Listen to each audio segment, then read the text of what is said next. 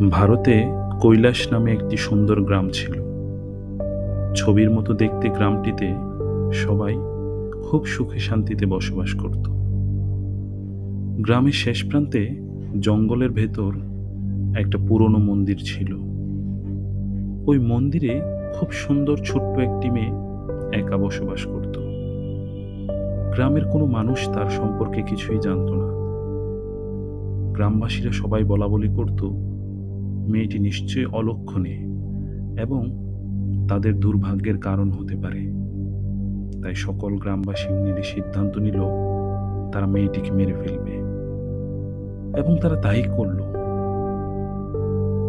কিন্তু এরপর থেকে প্রতিদিন রাতে গ্রামে এই মেয়েটির আত্মা ঘুরে বেড়াত এবং সকলেই কান্নার শব্দ শুনত।